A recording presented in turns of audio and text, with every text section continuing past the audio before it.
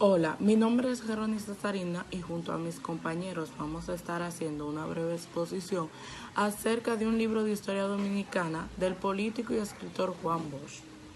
En este libro del profesor Bosch constituye una referente obligado para conocer la estructura y la estratificación económica de la sociedad dominicana desde sus orígenes en la época colonial, además del proceso de luchas de clase verificados en este estadio.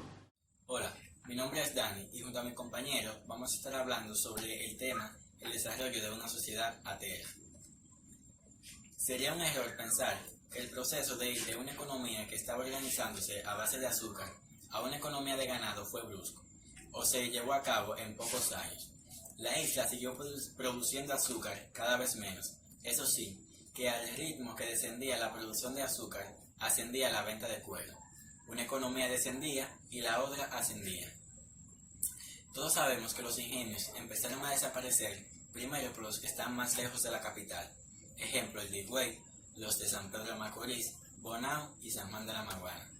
En ese proceso iban aumentando las demandas europeas de cuero y las dificultades de España para mantener su comercio con sus territorios de América.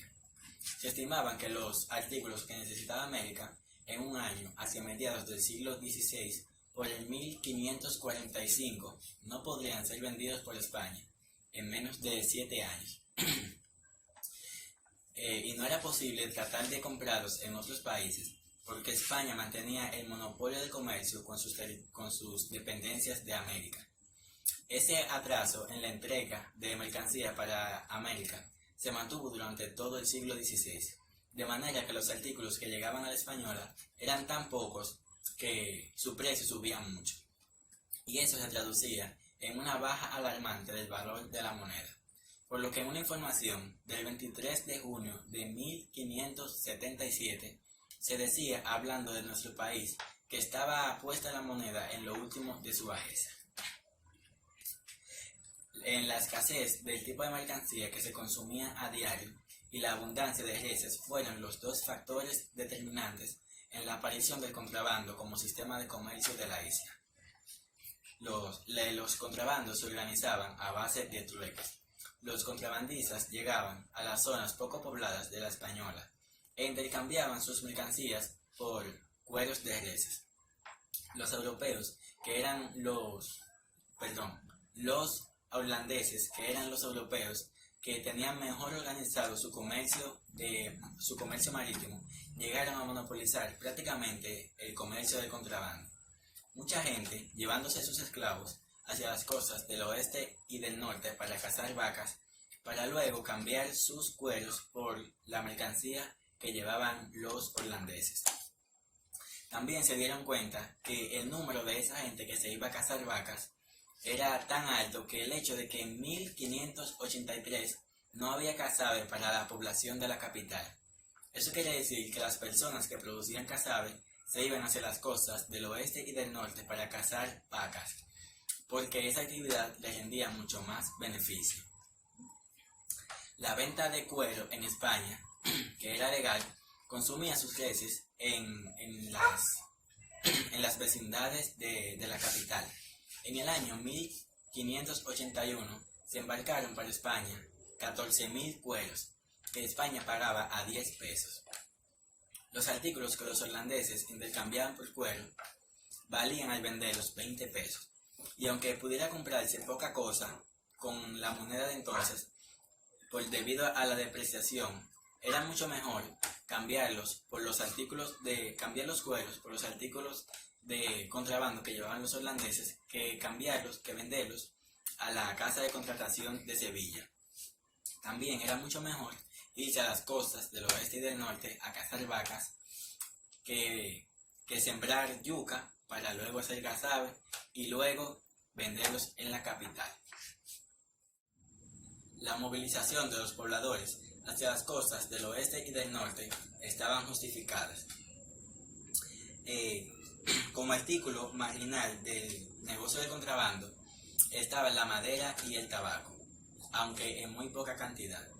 El escribano real de la Yaguana, Jerónimo de Torres, informaba que cuando un navío contrabandista llegaba, hacía unos cuantos disparos que servían como que servían como señal a las personas que vivían más cerca de las costas, a los que vivían más lejos.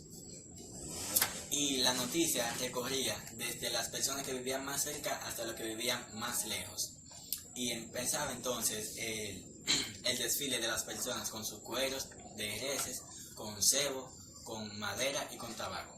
Algunos venían en canoa, unos a caballo, en carretas y algunos a pie. Unos años después del Memorial de Torres, el negocio se había estabilizado de tal modo que en algunos puntos de la costa del oeste habían creado algunos almacenes para guardar las mercancías que los contrabandistas intercambiaban con los moradores de la isla. Se advierte que los cazadores de reses duraban el año entero matándolas, específicamente en los tiempos más secos, para cuando llegara un navío contrabandista tener pieles secas para luego trocarlas por las mercancías europeas. Unos años después del Memorial de Torres, el negocio se había estabilizado de tal modo que en algunos puntos de la costa del oeste habían creado algunos almacenes para guardar las mercancías que los contrabandistas intercambiaban con los moradores de la isla. En marzo de 1594, el arzobispo de Santo Domingo informaba al rey de España que los contrabandos habían borrado sus diferencias religiosas.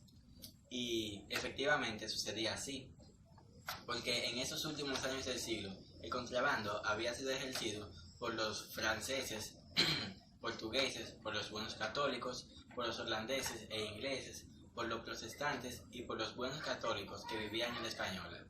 Y todos estaban de la mejor armonía sin tomar en cuenta sus religiones, sus diferentes religiones. Gracias.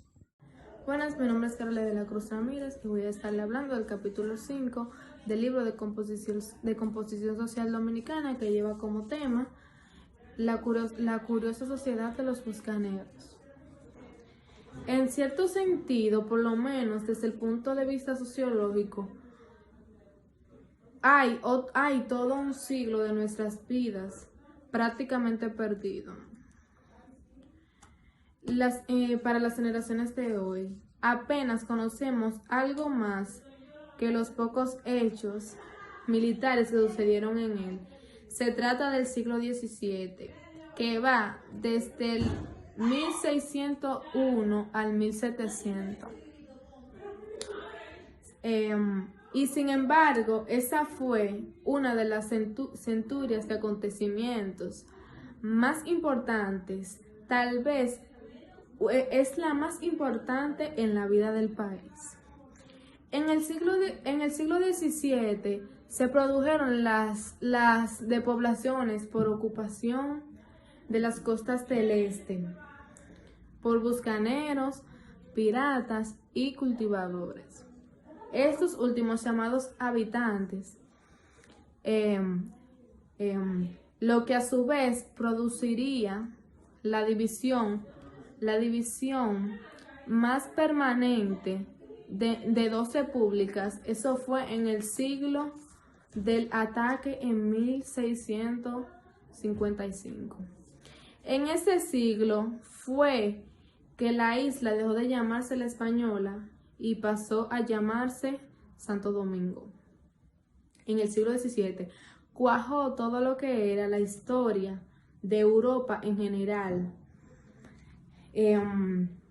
Hacía un cuarto de siglo en que el oeste y el norte de la isla no habían habitantes. Una nueva generación de los pobladores de nuestro país ignoraba la existencia de las tierras del oeste. No hay nada más que una explicación. Los habitantes de Santo Domingo se habían resignado a vivir aislados. Poco después de que las despoblaciones quedó prohibida la siembra del tabaco, un producto que se podía hacer comercio con la misma España, aunque más tarde en esa orden fue revocada. Su vigencia debe haber afectado psicológicamente a los cultivadores.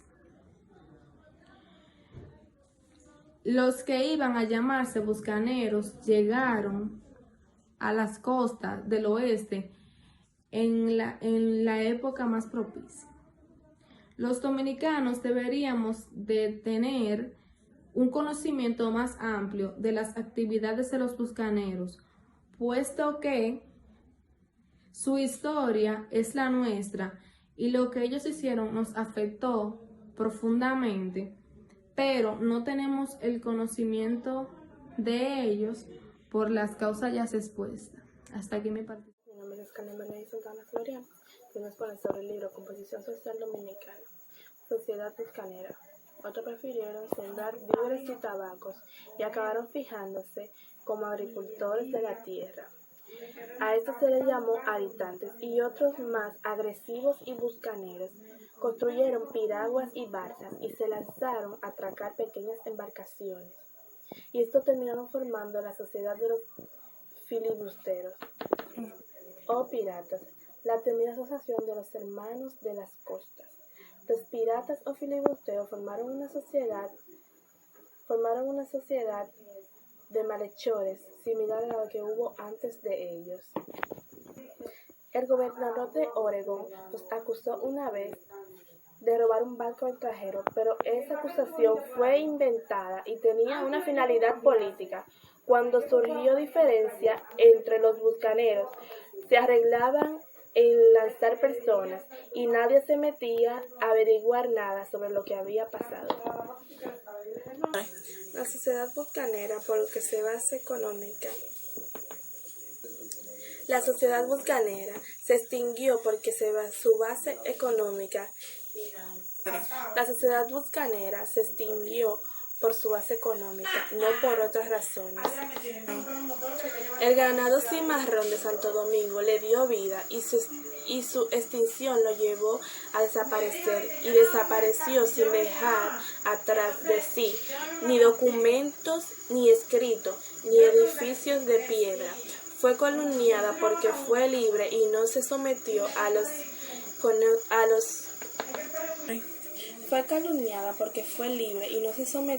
corrientes de esta época. Pero lo cierto es que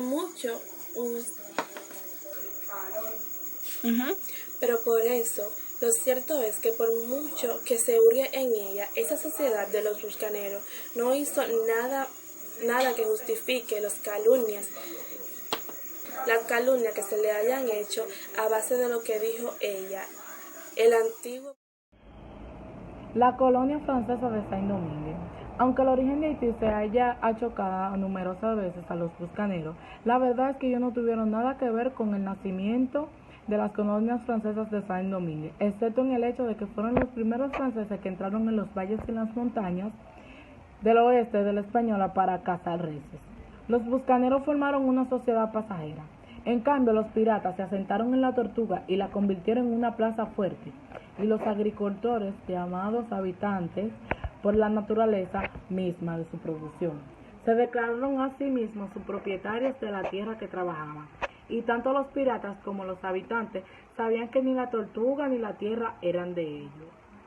Piratas y habitantes pues reconocieron la autoridad francesa que no reconocieron los bucaneros y sirvieron de pilares sociales para que la Tortuga y el oeste de la Española se convirtieran en la colonia de Saint-Domingue, pero lo primero que hicieron antes de lo segundo. Así la verdadera historia de Saint-Domingue, o lo que es lo mismo la semilla de Haití, comienza en 1640 a la llegada de Levasseur a la Tortuga, pero no llegó a definirse sino a mediados de 1665, cuando Beltrán de Oregón tomó posesión de la Tortuga como gobernador francés. Levasseur fue quien levantó las primeras edificaciones militares de la Tortuga. También fue quien convirtió a la Tortuga en la capital y el cuartel general de la piratería del Caribe. Levasseur llegó a considerarse independiente del capitán general de San Cristóbal y lo era de hecho.